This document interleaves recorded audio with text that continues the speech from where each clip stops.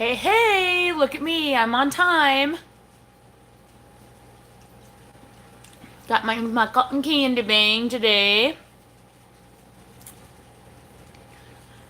I'm gonna wait a couple minutes to let some people come in before I get started. And I didn't really announce that I was doing a live today. So if you notice, I'm talking kind of weird because literally just moments ago I got these put on. If I get really tired, I may take them off.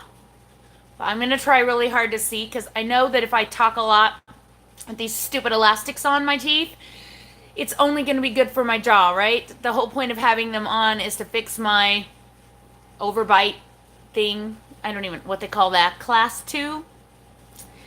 Dang rubber bands. I knew this was going to be the time for rubber bands. I just had a feeling. And my jaw hurts and like I feel tired. So I may crap out on talking with these buggers on. But if so, I'll just pop them off because I don't know. I just barely got them put on. So this is an experiment. Just like when the day that I got my braces put on and I tore up my whole cheeks talking to you guys. Why do I have my appointments on Tuesdays? I do not know. But it is just the way it is. So pardon my brace weirdness. And hopefully we'll still be able to make this happen. And drink a little bit more of this so that I can stay sane. I think that's about it for my bang today. Gotta have my bang to keep me talking, right? All right, guys. So, I've been getting a lot of questions about keto basics and like a lot of people accusing me of not doing keto, not accusing, but like questioning my version of keto, saying that it isn't keto. And so I thought it would be good to go back to basics today. But mostly what I'd like to do is just have a keto Q&A. And so if you have any questions, I'm going to be opening up to questions a lot sooner than usual. Hang on. What, babe? Yes, you guys can turn on the TV. I'm such a sucker. I literally just told my other kid they couldn't watch TV. That was my 3-year-old, though. He's cuter. So anyway, so I thought it would be good to have a Q&A day. And my daughter's getting her cast off, so I can't talk past our normal time. So hopefully we'll have a lot of time for questions today. So if you have one, get ready. We can talk about it. So the main thing I wanted to talk to you about today with the keto basics. Oh, I didn't say hi to anyone. I'm a bad host today. I'm distracted by these things. I'm sorry. Who is here? You guys are here. I know. Wendy Works is here. Terry Jamerson. Karen Rothwell. Angela ADH Snuggles. Katrina Willite? That's a new one. And Oregon, hey, I just posted a video of my kids. They just got to Oregon on hide and seek. So if you guys have not seen our family channel, my kids did a big trip to Oregon just this couple weeks ago, and it's just getting posted now. Maria Hemsworth from UK, welcome. Wilson Dungy, hi, or Dungy, I hope that's right. I'm so sorry. Hey, Fleek Designs, welcome. And Mary Gergis, or Jurgis, maybe? Actually, I knew somebody named Jurgis, but it was spelled Jurges. Anyway, that's fun facts for you. Okay, back to keto basics. Okay, the thing I wanted to talk to you about today, basically what is ketosis and how do you define a keto diet? So most of the people that talk about keto diet talk about the beautiful ratio of 75% fats, 20% proteins, 5% carbs. And while that can be beneficial, it isn't necessarily the only way to define a ketogenic diet. So basically what ketosis is when you lower your carbohydrate intake to the point where your body has to find energy from somewhere else, that it can't use glycogen as its fuel source because you've basically cut it out of your diet. So the body has to turn to another source for energy, and that would be fats, both dietary fats and body fat. And as it burns the fat, something happens in the liver and it creates ketones, and that's actually what your body runs on, is ketones. I don't know all the science mumbo jumbo about how that works. if you want to know more about that, you could probably find a really awesome article on vertahealth.com. And I'm sure there's lots of videos from like Dr. Barry or Dr. Westman that probably address the science of it and how it actually works. But suffice it to say, if you're eating fewer than about 25 net carbs, that seems to be the magic number. I tend to tell people to do 20 just to be safe. But 25 seems to be a pretty good number for most people. As long as you keep your carbohydrate intake low enough, your body will be forced to create ketones and burn fat to create those. And that is what defines a ketogenic diet. It doesn't have anything to do with how much fat you consume or how much protein you consume or whether or not you have this magic ratio or whether or not you're putting butter and MCT oil in your coffee or whether or not you're eating fat bombs or whether or not you choose to eat high protein or carnivore or whatever. None of those things actually matter in the definition of ketosis or a keto diet. Anything that puts you into ketosis, which means you're burning fat for fuel, that's keto. So there's lots of different ways to achieve that, obviously. Yes, the golden ratio works really well for a lot of people. Having that higher amount of fat is really satisfying and it can be very good, especially if you are like I was at the beginning, super obese and you have a already huge, TDEE or whatever, BMR, basal metabolic rate, like what you are burning sitting still is a lot more than what you are burning sitting still as you become smaller. So when I first began this journey, I was 374 pounds. I could have eaten a ton of calories and had still lost weight. I may not have lost weight as quickly as I did because of the way I did it, but I could have done that for a very long time and it's been very successful. I just got lucky that I never had heard of keto before and that the version of keto that I learned to do was the version that I teach now. It is it works really well at getting a good calorie deficit. So I've been eating a huge calorie deficit the entire time. And so when I first began, obviously it was a really huge calorie deficit because I was sitting at about 1,300 calories a day and I weighed 374 pounds. So I got a huge deficit right away. So I'm getting sidetracked here. I guess my point is that what I'm doing, even though I eat a different ratio than everybody else and I eat higher protein and lower fat, doesn't mean that I'm not eating a ketogenic diet. And so if you want to follow the way I'm doing it, you still will be doing keto. It does get confusing and people do misunderstand you and they do question you, and you just have to do what works best for you, right? I mean, if you're doing it and you feel good and you feel healthy and you're satisfied and you're burning fat and you're getting smaller, isn't that what matters? So it doesn't matter if you do it, which way you do it. And like I have friends who do it the other way, and I have friends who, choose to do carnivore. There's lots of people out there having success on a ketogenic way of eating that don't do it specifically the way I do it or don't do it specifically the way that most keto gurus teach it. But the way that I teach it is based on Dr. Finney and Dr. Westman's research, which, by the way, shout out to Jennifer Costa. Is she here? I don't know if she's here. She's probably not here yet. She sometimes comes in a little late. Let me see if she's here. I don't see her. Anyway, Jennifer Costa actually came here and met me when she came to a keto conference here in Salt Lake back in, I think it was April. Yeah, the end of April.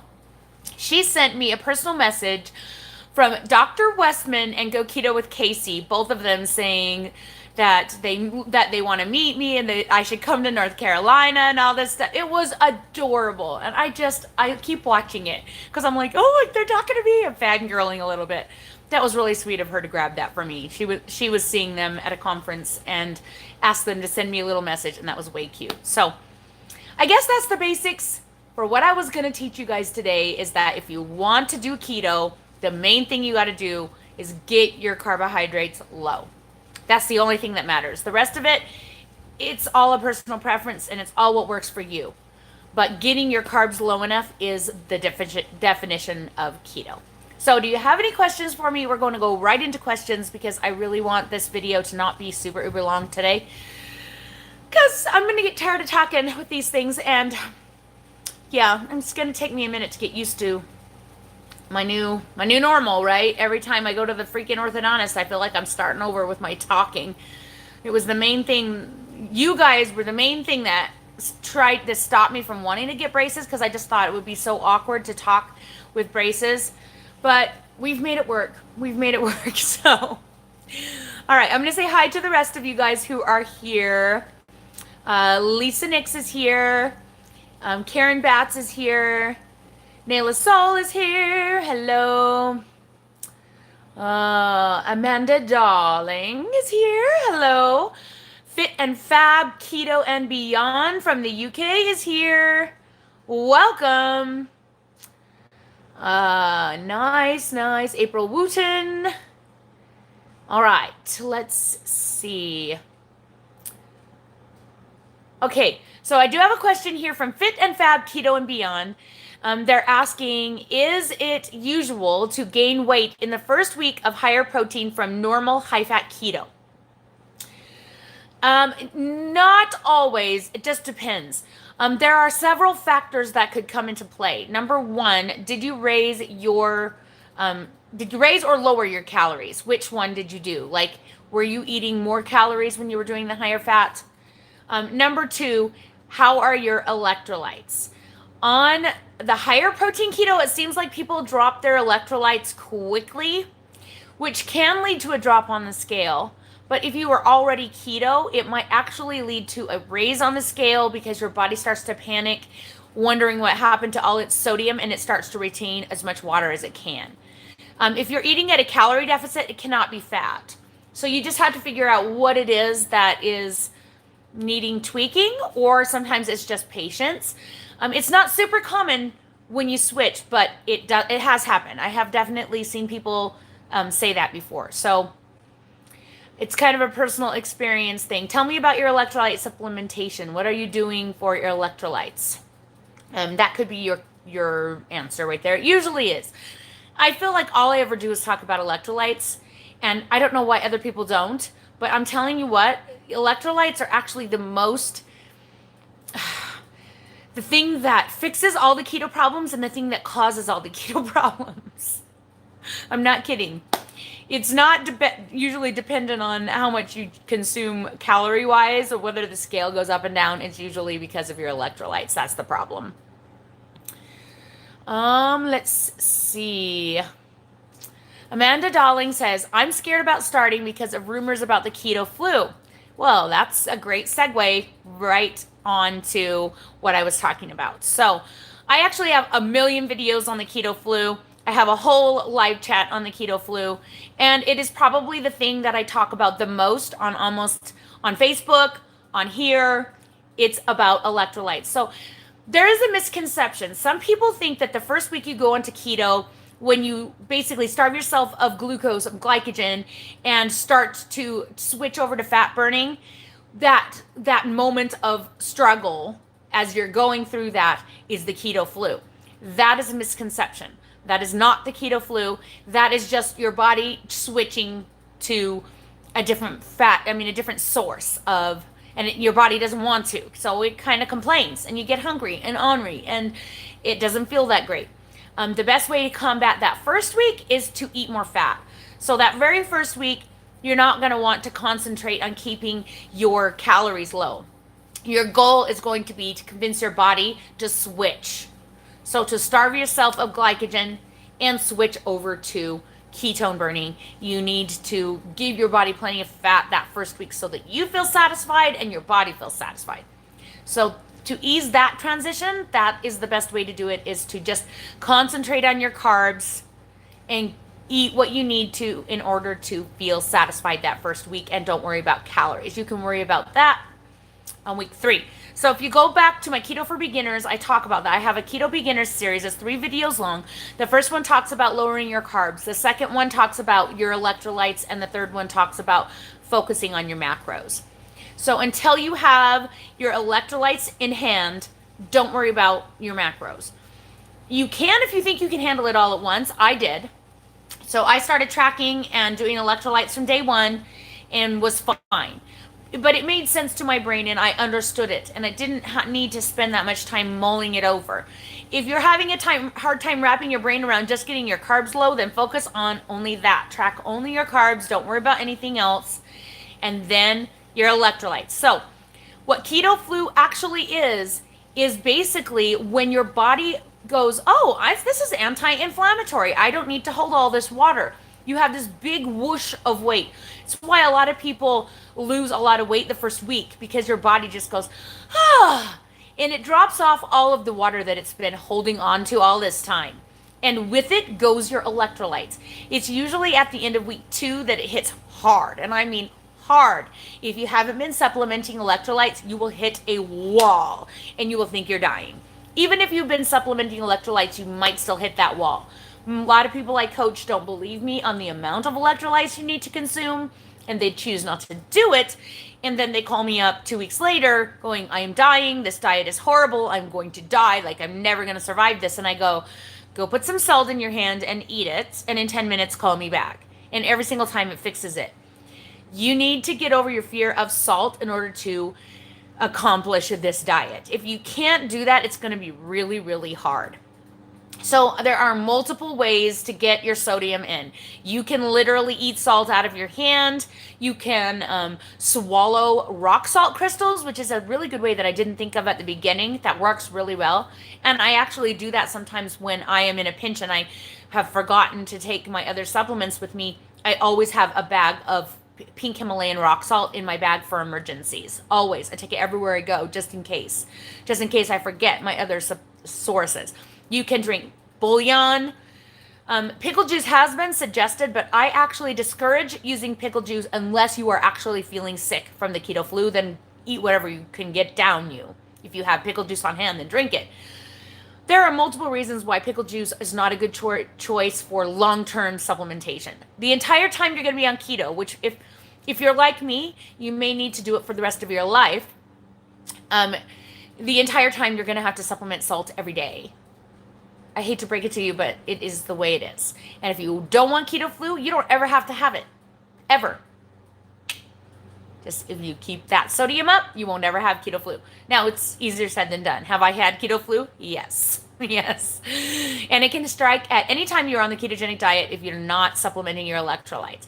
If you've gotten really far and you're not supplementing electrolytes and your body seems fine and you don't feel the keto flu, that's just because your body learned to get by retaining water and hanging on to every scrap of sodium that you give it.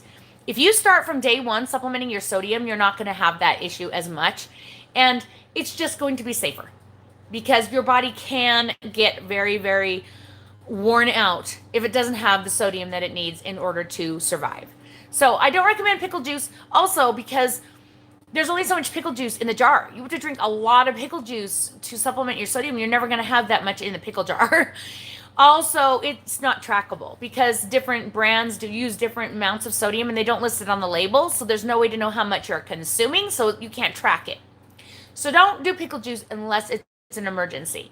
The best way that I have found to do it is to use Sole water. So if you search Sole, it's S-O-L-E with a little accent over the E, water. I have a video on how to make it on my channel, and there's many videos how to make it on YouTube.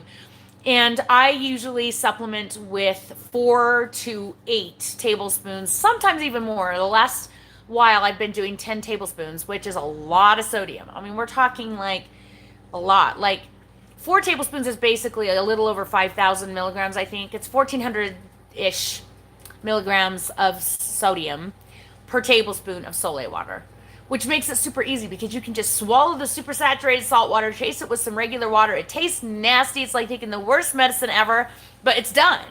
And you have to do that 4 or 5 times a day and boom, right?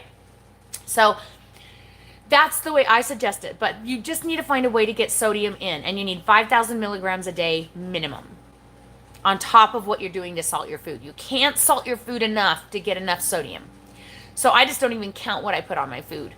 I count only my supplements. Then you also need a magnesium supplement, and I recommend what seems to be good for my client. I use glycinate only, but a lot of people use glycinate and malate, and they do malate in the morning for energy, and they do glycinate at night to help them sleep and relax their muscles, and that actually seems like a really good deal.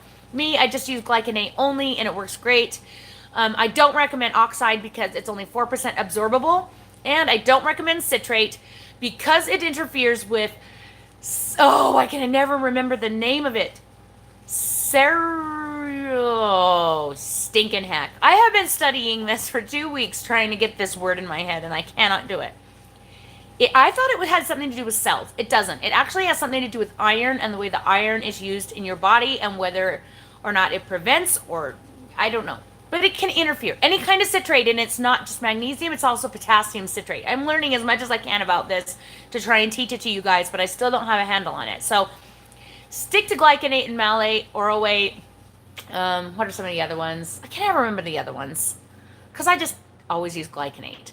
And then potassium, you're going to want to watch your tracker, and that's going to be a second week thing. The first week, you're just going to eat salt and trying to not to think about, like numbers. Focus on getting your carbs low and eating salt. The second week, you're going to want to start looking at your potassium numbers as much as you can and trying to get 1,000 to 3,500 milligrams of potassium from food. If you need to use a supplement, I recommend using a light salt. It's another way to add it to your food, and it is one of the better ways of supplementing potassium. There are a lot of ways to supplement potassium. I don't necessarily recommend any of them except for foods and light salt, especially if you're doing your sodium correctly. It should be fine. If you're messing around with sodium and you're not getting too high, you're going to drop your potassium and it's going to be bad. Trust me, when your potassium drops, you will know it. I get chest pain, my muscles cramp up, it's painful. When your body gets low on sodium, it will dump your potassium level first, and it's hard to build that back up. So it's best to do it from day one. So go watch my electrolyte videos. Join our Facebook group. It's Keto Chaos on Facebook. There's a page and a group. Make sure you join the group. You have to answer 3 questions to enter the group.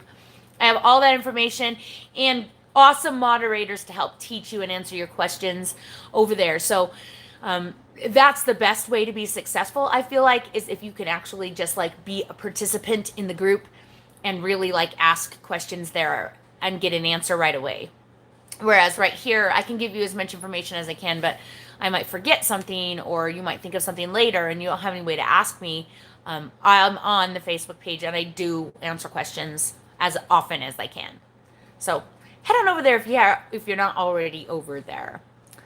I would love to come to North Carolina. It'll be on my list. He's actually coming to Arizona in October, and I said, Dave, can't we drive to Arizona? And he's kind of like, I don't know. It's a 12-hour drive from here to there. I really want to meet him, though, because I'd love to tell him thank you for all his hard work in science and how much it's affected me, not just personally to losing weight, but also to teaching it and helping others lose weight. We're now over a year since I started my own Facebook group, and we have so many success stories. It makes my heart sing. I can't believe how many people have lost 100 pounds because I started this channel and I made a Facebook page. It's amazing. Nothing better in the world. Nothing better in the world, I tell you, to share with people things that I understand and help them. It's amazing. Okay, so Karen Batts asked how many times a day are you supposed to do Sole water? And you use it on your food. Is that too much? No, you will know if you get too much sodium because you will have diarrhea. So if you take too much at once, you might end up, and I'm talking quick. So if you take a tablespoon of Sole water in 20 minutes, if it was too much, you'll be on the pot. Some people can't handle a tablespoon at once. I can take 2 at once now, but when I first started, I couldn't do a tablespoon at once. So you kind of have to ease into it. Spread it throughout the day, whatever you need to, in order to get the minimum amount. 5,000 is the minimum. Dr. Finney does say that it counts the sodium in food. I have just found that it seems like it's not enough. So you just have to find your sweet spot. If it's working for you, putting it in your food, and you think you're getting enough, like if you're putting it in your eggs or whatever, sure, it's fine. But I recommend getting at least 4 tablespoons, 4.5 if you can get it, in a day of Sole water. So that's about, 5,000 milligrams or more is what you want. So if you're tracking it in your tracker, and if you're using Chronometer like I do, it'll show you, if you just keep scrolling down on the page that lists all the macros, it has all the micros too, and it tells you all of them. Everything, every mineral is listed, so you can see where you're at with all of them. And the way I track Soleil water is I actually make a new food. So I click add new food and I say Soleil water, and then I go down to the sodium and add in 1400 milligrams, and that's how I track it. I don't track it anymore. Let me show you what I do. Oh, if I can reach it. Oh, I'm reaching it. Okay, so I've shown this before on my channel, but it seems like there's a lot of newer people here, and I apologize, it's covered in salt because it does that. This is my Go Stack cup. They sell it, it's a 4-stack, and it's GOSTAK. I really ought to get to an affiliate link because I think I've advertised this thing more than anyone else on the planet, but it is so handy, and this is the reason why. This portion right here carries 4 of my doses. So I do a 2 tablespoon dose, and I take a minimum of this amount a day.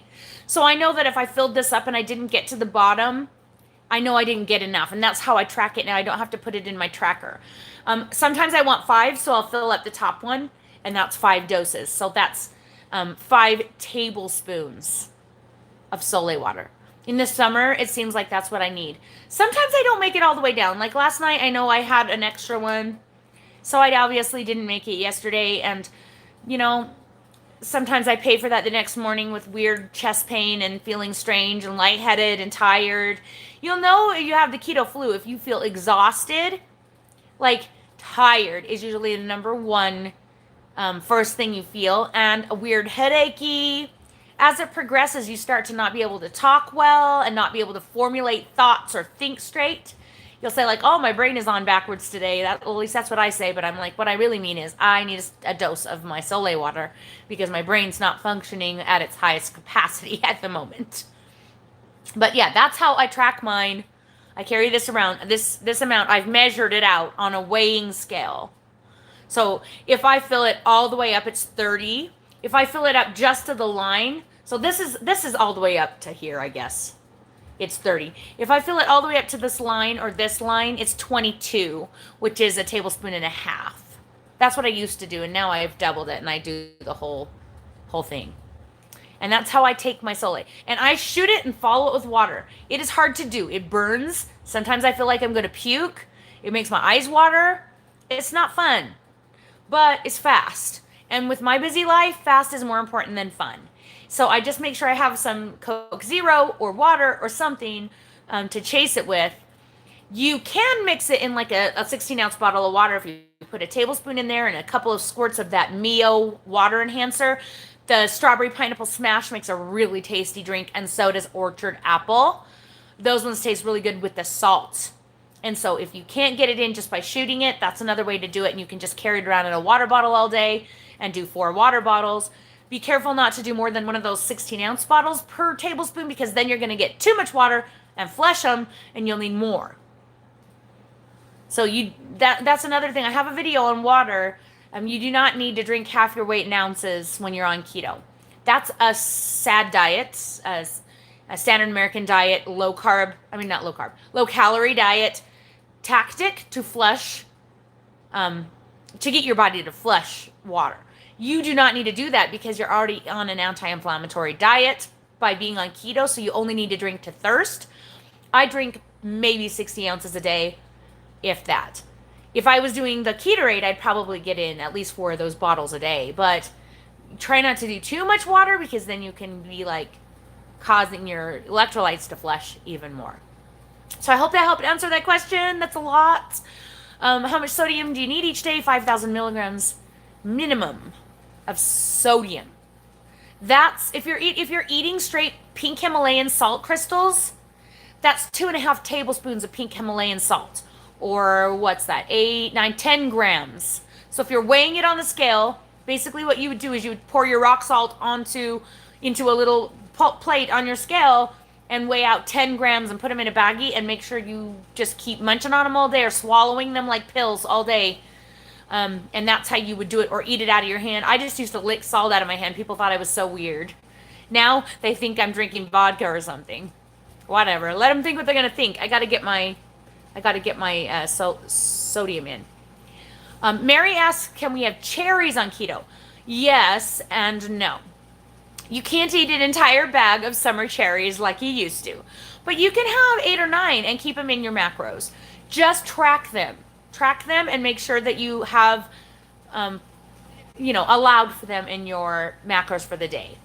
So if I'm going to do it, it's like a special treat, and I'll have about 9 of them. And it takes about half, it's like 12 grams of carbs for 9, I think, or something, if I remember correctly. So yeah, you can have them, just track them. Same with strawberries, blueberries, raspberries, blackberries. You can have them, just track them. Make sure you track them. Technically, you could eat a slice of apple if you really wanted to use up all of your macros that way. I tend to avoid anything but berries just because of that, but I hear that apricots are relatively low as well. But like an entire apricot, like takes up, I think, like 20 carbs, something like that. So it's not worth it because they're so teeny. It's just a small amount, and so yeah, just track it. Track it and make sure you keep your carbs under 20. And then, of course, you're not going to get any veggies that day. That's just how it is. Oh, there is Jennifer Costa. I talked about you. Were you here when I thanked you for your message from Dr. Westman in Kill Keto with Casey that I keep watching over and over and fangirling? Thank you so much for doing that. That was the coolest thing ever. I don't think I said thank you enough, but I watch it over and over. Yeah, yes. Hey, Judy S. I'm sorry you got the notification late. That's lame. Hey, Burnt Ginger, welcome. Great. So Fit and Fab, Keto and Beyond. You just started supplementing Soleil water for the first time. That's your answer. That's why you gained. So if you've been doing high-fat keto and you weren't supplementing the sodium, your body has been retaining water anyway. And as you give it more sodium, it's going to go, oh my gosh, sodium, I need that. And it's going to go, and it's just going to hang on to it. Give it a week and a half of doing the sodium every day, and then you'll just flush it back off. It happens almost every single time. To people that have been doing keto and not supplementing sodium, happens every time. Every single time. So it's just water. Just be patient. It'll go back off. Keep doing this sodium, and your body will learn to trust you, and it won't have to hang on to every ounce of water in order to keep the sodium level up that it needs. So that's your answer for sure. Hey, Cindy Brown, welcome. It's good to see you. Hey, Pineapple. I'm glad you got on here and got reminded about the electrolytes. It's the most important. Himalayan salt is great. Great. Celtic salt is great. Any kind of sea salt is great. The only kind you don't want to use is a processed or iodized salt, just because ew. If you're using sea salt, you're getting plenty of iodine anyway. You don't need iodized salt. You can technically use it. It is sodium, but ew. No, it does not taste good. Actually, if you're going to eat salt, the one that tastes the best is Redmond, right here from Utah. Real salt brand, Redmond salt tastes the best if you're going to eat it. I buy it to put on my food because it's so delicious. It's the most flavorful salt that I've ever tried. Some people swear by the Gray Celtic, but I swear the Redmond is just yummier. It just has better mineral content or something. I don't know, but it is good. You can get it on Amazon, I'm sure. All right. Oh my heck, smoked sea salt? That sounds amazing. I actually tried some sea salt with, what was it? Those little mushroom things that are like really tasty and expensive. Oh, for heaven's sake. Truffles. Like, where is my brain? I ate some truffle salt and it was gross. I think because they added olive oil to it, it had that off olive oil taste where it was just yucky. I don't know. So, but any kind of salt is good, and if it tastes better, right? So there is no kind that's better than the other than the processed salt. Yeah. Oh, good question. Lisa Nix, what happened to the other Facebook group? Which one are you referring to? The one where I actually learned how to do this? There's a video about that. It's actually in my most watched videos if you go into my main page. They fired me and banned me and all of my family members and friends from the group. Do I know why? I still am not sure. I think it had to do with YouTube channel, and they felt like I was getting too much attention or I wasn't teaching things correctly, even though I asked them if I could start this YouTube channel for them. I did actually start it for them. I really don't know. They fire people randomly, and when they fire people, they cut you out of their lives forever. I don't understand them as people. I'm sure they're lovely people, but I never really understood them when I was a moderator on that group. I never felt like I fit in. I felt like I wasn't really like mean enough, and I don't know. I didn't understand their humor. They didn't like me. And I think they were just looking for an out to get rid of me. And I made a mistake on my channel, mentioned doing something that they don't recommend. And that was outsies for me. But it turned out to be a blessing because then I can do what I want. And I don't have to worry about whether they care. Because if they still watch my channel, I don't know why. But obviously, it didn't stop me from teaching anyone anything. Just made it so that I needed to study it for myself and get the information straight from Dr. Finney so that I can still keep teaching it. But yeah, that's what happened. If you want to watch me crying over it and being devastated, go watch the video. But that's the long and short of it. I was so sad and so lost, but I'm not anymore. And I'm so grateful, actually. It turned out to be the best thing ever. You know, when God shuts a door, he opens a window, or all that saying or whatever. Yeah, it's amazing. All right. Nayla says, I'm so glad I found your channel. I don't know about keto, had heard the word, but didn't know what it was. Isn't that a blessing to learn this higher protein, lower fat version first and not feel like conflicted about switching? Because it works faster. It actually does. I hate to break it to you guys, but it really does. So if you're doing the high fat keto, this way works faster. You want to learn how to do it, you should go to my Facebook group and get all the deets. But yeah, I teach how to do it for free because I love you guys.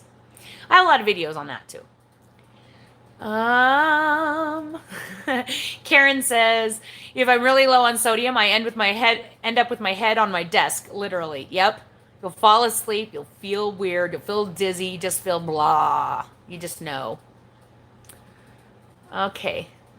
So Karen says her recipe is 3 tablespoons of sole water, 1/8 of a teaspoon of no salt. So that's like what, half a gram of no salt, a squirt of Mio, a bit of ice, and I top up my 24-ounce water bottle and sip on it for a while. Nice.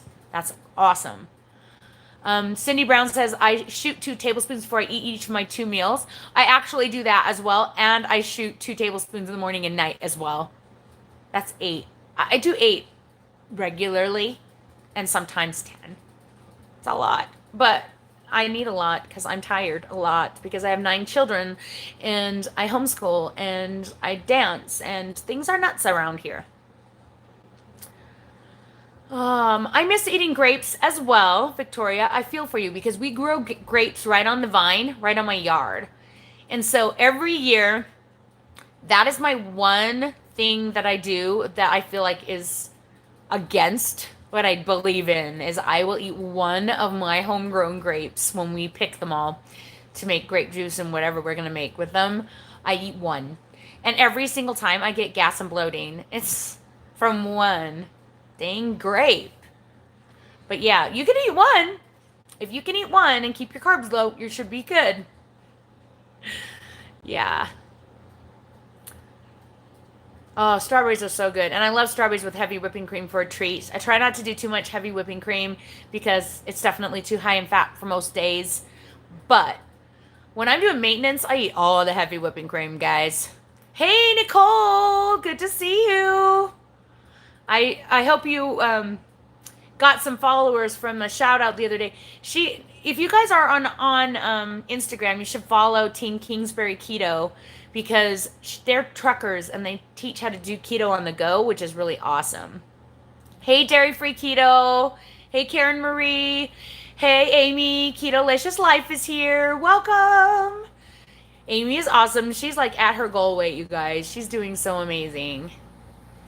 I do need some Sole water. I'm ready for my second dose, but I would take it right now, but I don't have anything to drink with it, and I'll probably end up coughing and sputtering all over you guys. It's already bad enough, these stupid bands on me. Hey, but I've made it 40 minutes without getting too tired. So I think I'm doing okay, even though I feel like I'm chewing gum constantly. Like, I feel like my jaw is just constantly. The group that shall not be named. I did call it that for a while, didn't I? Hey, they teach good stuff.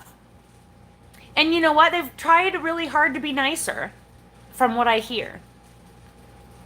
So, there's still hope for them. They have a huge group.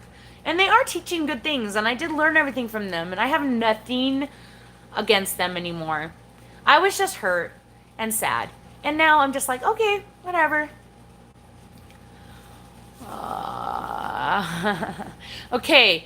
Nayla says, I only do the sodium if I'm having cramps, so if I start now with the Sole water, I will gain pounds. Yes, you will. Do it anyway. Because, girl, if you're waiting till you have cramps to do the Sole, that means you already dropped your potassium, and it takes several days to build your potassium back up. So you're kind of kicking yourself in the butt there. You're never really getting on top of it, and your body is just going to keep doing that vicious cycle.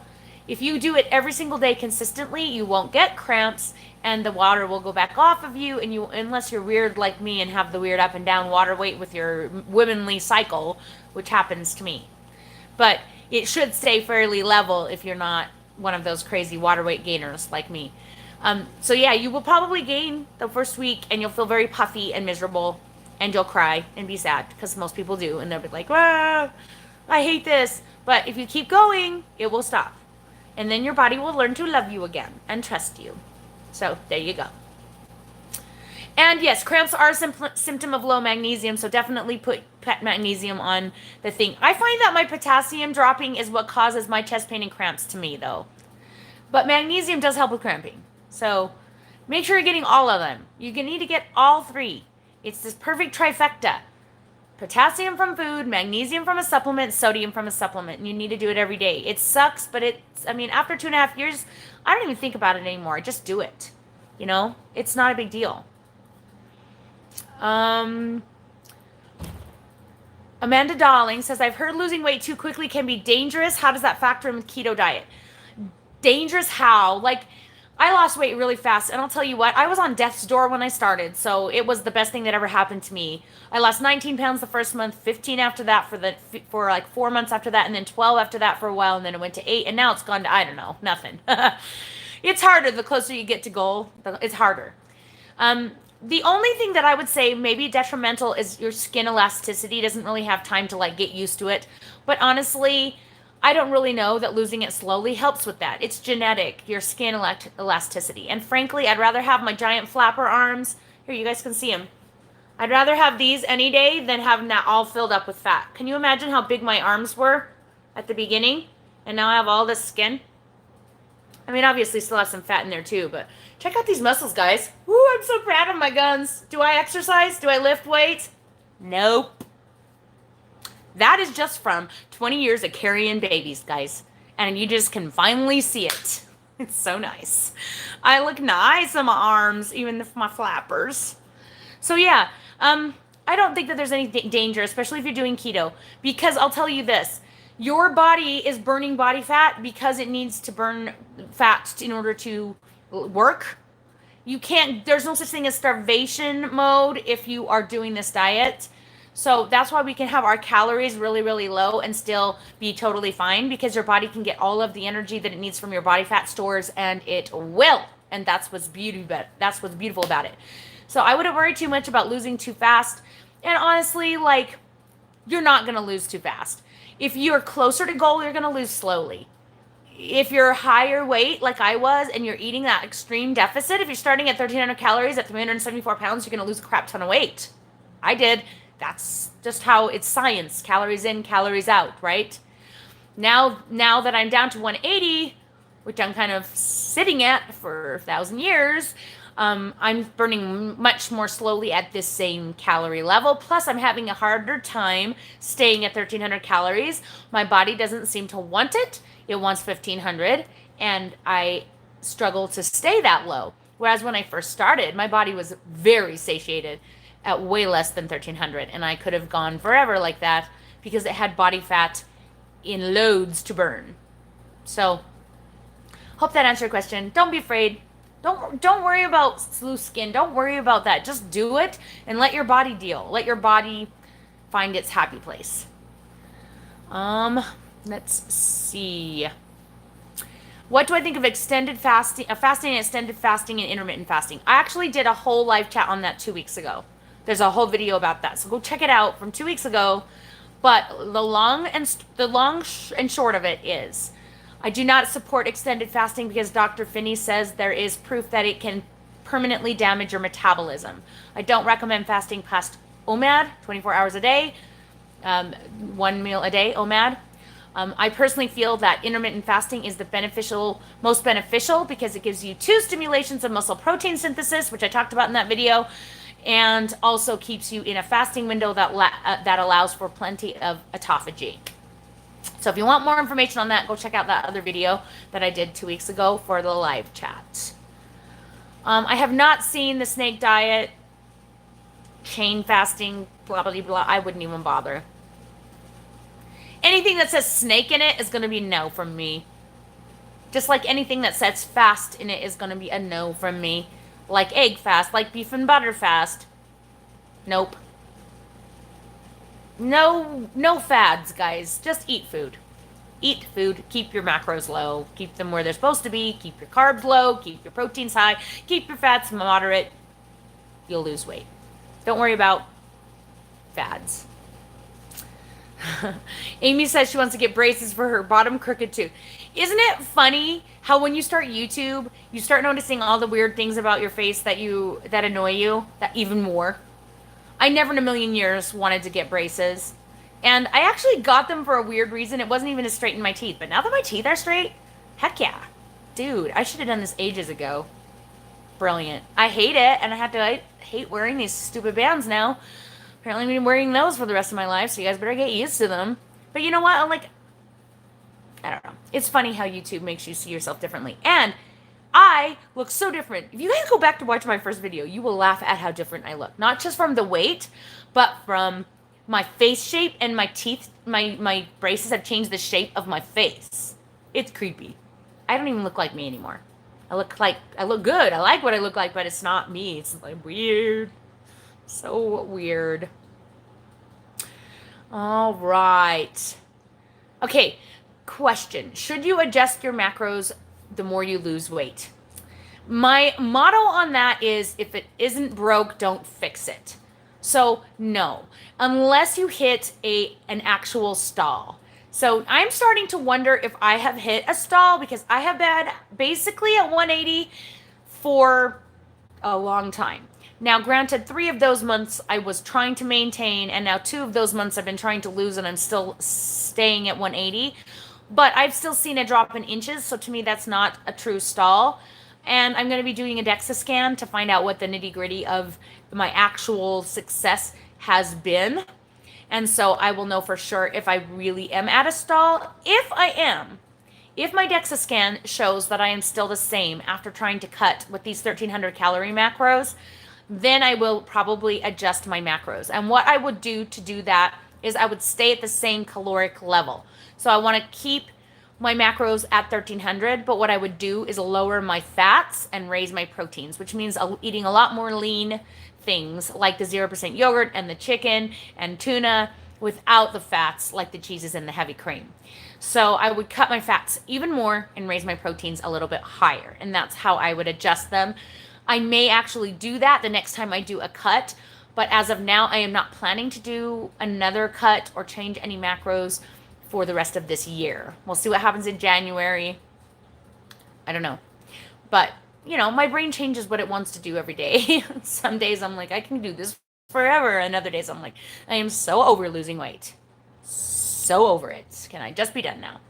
Because you know what, guys? I like how I look. Do I still have gut rolls? Yes. But I'm a mother of 9 children. Everybody expects me to gut rolls. I really don't care about that as much as I think I do. Then some days I do and some days I don't.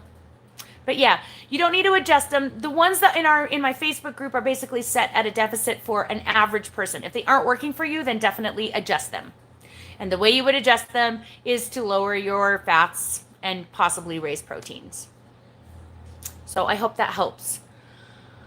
Ava is so sweet. She says she likes Amy's crooked tooth. My kids liked my crooked teeth too. And actually I did as well. I thought it made me cuter, but now I love my straight teeth. It's weird. Eating when you're hungry is good, but I actually don't recommend that. I know that sounds so terrible because everybody's like, eat intuitively and trust your body. Well, I don't trust my body. I still don't. After 2.5 years, I don't trust it. I don't trust it within a 10-foot radius of an ice cream or a cookie. I don't trust myself with a bite of anything. I absolutely know that I'm an addict, and I absolutely don't trust that my body knows when it needs to eat. I eat twice per day, and I eat what I tell my body to eat. I do usually wait until I'm pretty hungry to eat my first meal, but that's because I'm trying to push my meal off late because I tend to be an evening snacker and I like to have my meals later in the day. That isn't the most beneficial for weight loss. Beneficial for weight loss would be eat early in the morning and stop eating around 3, but I cannot do that. So I push my meals off to 1 to 3 o'clock at night and try not to eat until I'm starving. If I'm hungry while I'm fasting, I will take my sodium and drink some more diet soda. That's my solution. Usually if I'm hungry when I'm fasting, it's because my sodium is low, and that will fix it. So I don't necessarily recommend that. Definitely you have to hit your protein if you're doing what I'm doing. If you want to maintain your lean mass, I truly believe you need to eat a certain level of protein to do that. There are people who disagree with me, and that's fine. But for me, I mean, my arm, my guns are proof, right, guys? Like, proof. I have retained this mass that I've built up over the year. I haven't lost it in this 200-pound loss that I have had. I haven't lost my lean mass. I have tons of it. In fact, I bet you that I have gained lean mass. Well, I know that I've gained lean mass because from my DEXA scan to my DEXA scan in 4-month time, I actually put on 6 pounds of lean mass without any weight building activities but ballet. And that's the truth of it right there. So to me, that's proof that the protein is necessary, and I won't skimp on my protein. I will skimp on fat, and I definitely skimp on carbs if I don't, if I want to keep them super low. Always, doesn't matter how many I eat, just keep them way low. But my proteins, I don't mess with my proteins. I get my proteins or exceed them every single day. Hey, babe. Chef Dave is in the house. Sorry, I didn't see you till... Oh, you just barely posted that. What am I saying? 2 whole minutes. I didn't notice you for 3 whole minutes. Hey, babe. Do you like my bands? They're so attractive, aren't they? I feel like some kind of creepy spaceman with weird... Yeah. Anyway, blah, blah. Can you drink alcohol in the keto diet? I'm a member of the Church of Jesus Christ of Latter-day Saints. I don't drink alcohol or coffee, but I know a lot about coffee, and I know some about alcohol because I'm a keto teacher. So, can you drink alcohol? Yes. Track it. I will give you some advice. Obviously, beers are not the best choice. They have tons of carbs. Wines are iffy. Save your carbs. Don't drink a ton of it. Obviously, hard liquor is going to have less carbs. There's like, I know that like vodka and that kind of stuff, the clear liquors tend to be very low in carb. But I will tell you this. Number 1, you cannot drink as much as you used to be able to drink. Your body will not handle it. You will get freaking drunk off your rocker. At least this is what I hear. Also, you need to make sure you're getting oodles of salt. More than usual. Because you will get a hangover like someone's going to kill you. Did you guys know that a hangover is actually keto flu? Who'da thunk it? It's low electrolytes. I never knew that. I have learned the most amazing things about alcohol that I never thought I needed to know. But that is the reason why if you drink salt with your alcohol, you do better and you don't get such a bad hangover. It's because it flushes your electrolytes. Who'da thunk it? I did not know.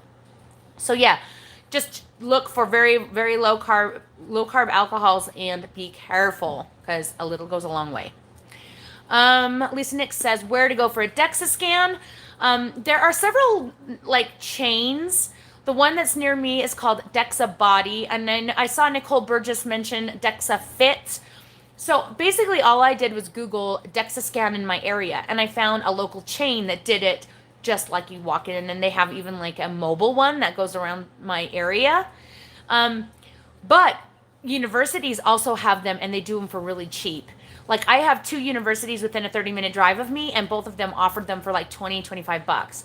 The chain place offers them for $65 unless you do 2 at once, and you can get 2 for $90. And that's what I do. So every time I go in, I just buy 2 and come back in 4 months. So I've used my 2. Now next time I go in, I'll buy 2 more. And the beauty of it is you can pay with your HSA card at most of those places because it's a medical thing. So that's actually how I paid for it as well with my HSA. So just Google it, see if there's one in your area that's drivable, and call and make an appointment. It's totally worth it. Like, it's totally worth it. It makes the scale obsolete. Constance Dunlap says it's okay to exceed protein. Yes. And when you exceed protein, you still need to keep it at a calorie deficit, so it's best to lower your fats when you do that. But don't go below 50 unless you want to kill people, because you will be ornery. 50 grams of fat a day seems to be the place where your hormones stay fine. If you go lower than that, you're getting into protein-sparing modified fast territory, which is a fad I do not support. It does work. It is good at cutting fat, but you will be a monster.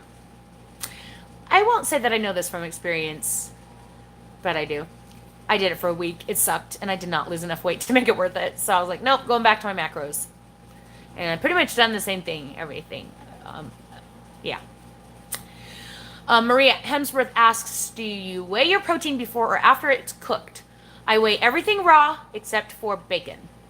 Bacon gives you the macros on the package usually for cooked weight, and so I go by the package directions. So on my bacon, I weigh it after I cook it, and it's almost always the same.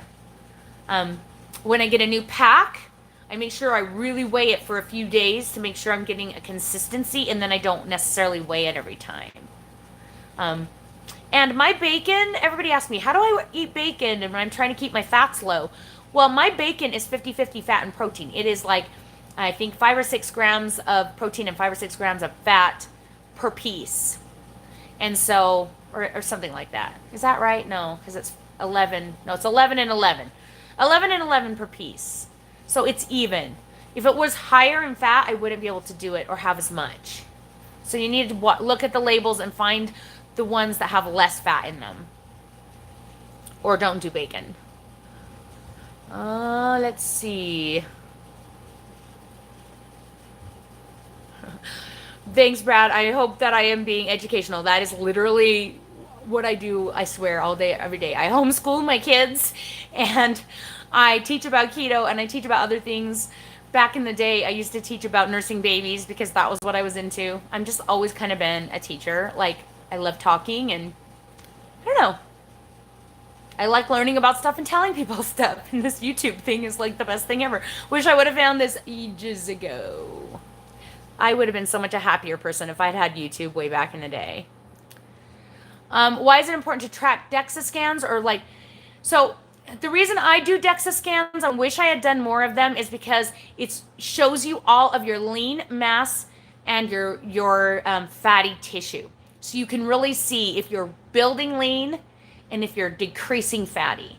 So you need to make sure you're going in, especially if you have your cycle and you're a lady, you need to make sure you go in the same week of the month and that you've consumed the same amount of water or Soleil water or whatever. I try and keep track of what I ate that day, and I go in, I like to go in on an empty stomach so I don't have any food weight on me, and I try and make it as similar as possible. And they can tell me based on their scan is like, it scans little tiny pieces of your body all the way down. And it can tell you how much lean mass, how much muscle mass, how much bones, whether your bones are dense, whether they need more calcium, whether or not you have a ton of fat in a certain area, and how much visceral fat you have, which is like very important to know because that's the danger fat, around the midsection fat, and actually really low visceral fat, which is like, I mean, it's awesome to know stuff, you know, like it's awesome to see the comparison. The scale is great, but the scale can go up and down based on so many factors. The DEXA scan, even if I go in at a higher weight, it will tell me how much of that is actually water. Because I went in at a much higher weight because I was trying to maintain the 4 months between the 2 DEXA scans that I did. I was trying to stay the same. And they said, oh, well, you actually...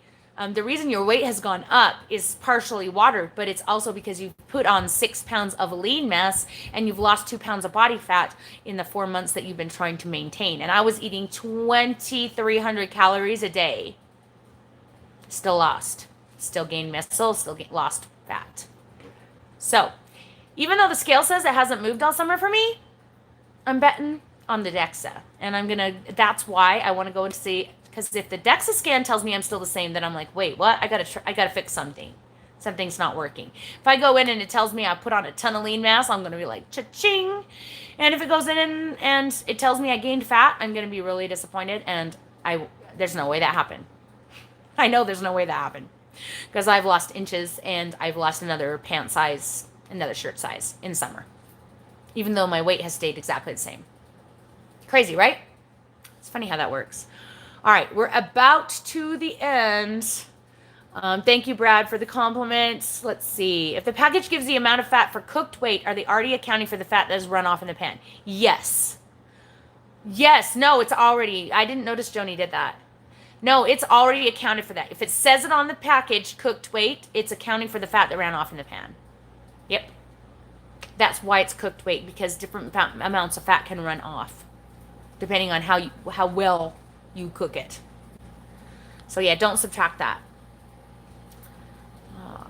Brad says, judging from my face and arms, I look fine to me. Yeah, you haven't seen my belly. I have a gut that's a killer, but thank you. I appreciate it. I do feel very good. I literally have gone from a size 4X, size 32 pants to a small top and size 8 pants. It's insane. So yeah, I feel pretty dang good. Even though the scale says 180, I'm like, you know what? I feel awesome. I can do everything that I want to do. Would I like my gut to be smaller? Yes. But I'm also knowing that a lot of it is skin, and probably the only way I'm ever getting rid of it is surgery, and I don't know if I'll ever get that brave. So we'll see. I don't know. I got to have something on this channel. You guys will probably be big motivators for me to get surgery, but I probably won't be for at least another year. Maybe more. Because I'm scared to death. I've never had any surgery in my entire life. Not one. Crazy, right? I know. It's crazy. All right.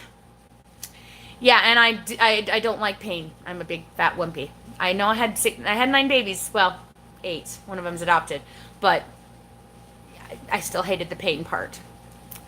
Okay. I'll answer this question, but I gotta go. So, any tips on cooking for yourself and your husband while doing keto, meeting different macros? Yes. So what we do is we have a list of meals that we like. So we have steak and cabbage, we've got chicken with cheese and different sauces and different veggies, things like that, and we keep those on hand. We pre-cut, we take a roast and we pre-cut steaks and we pre-cut chicken and freeze it separately, so it's already in weighable packages. Does that make sense? So Dave knows that I almost always eat 6 ounces of chicken breast, so we put 6-ounce chicken breasts in the freezer. He knows I'll eat a 10-ounce steak or an 8-ounce steak, so we usually do 10-ounce steak, and then I'll cut them if I want them to be a little smaller for the day. So we freeze it like that, and we keep all the veggies we like on hand, all of the cheeses we like on hand, and all of the proteins that we like on hand. That way, whatever I feel like in the mood for, like lately, I've been in the mood for those keto nacho things with the protein chips every single day. So we've been keeping the protein chips on hand, and we've made a big, huge thing of the pulled pork, and I've just been eating that every single day for like a week. I don't even know how long. It's been a long time. And so we have things that we like, and we make sure that we just weigh it as we go. So it's things, we cook everything on the stove for ourselves. We don't do a lot of meal prep, though. I think Dave would be more successful if he did some. If you're still here, Dave, I think if he did meal prep and ate that at work, I think you'd do a better job. I think you'd be better off. But I am home, and I don't eat when I'm at the dance studio usually. And so I try to eat my meal before I leave. And I eat the same thing every morning because it's easy and I don't have to think about it. And then I eat the same things every night. I just go with what I feel like. Dave will text me and he'll say, you feel like chicken steak or nachos tonight? And I'll be like, oh, nachos, or oh, chicken. And he knows my numbers. We've done this so long, he knows my numbers. And so he just makes it. And that's if he's home. And if I'm home, I have to make for me and my kids. And I actually like to make keto meal for the whole family that Dave can eat when he gets home. I don't always do that, but that's what I like to do. And then portion out my portion for me. It gets trickier that way. He likes to put all the kids' food in the Instant Pot and feed them a separate meal entirely and cook ours on the stove. So that's some tips. I hope it helps. I really have to go, though, because I have lots going on today. I have to go take my daughter to get her cast off in a little while. Soy water does not give you potassium, but it keeps your body from dropping your dietary potassium. That's why it works. So you're eating potassium in your food. All meats have potassium, and if you're doing the higher protein, you're getting tons of it from that. Eggs have potassium. Green veggies have potassium. There's lots of things that have potassium in them that aren't bananas.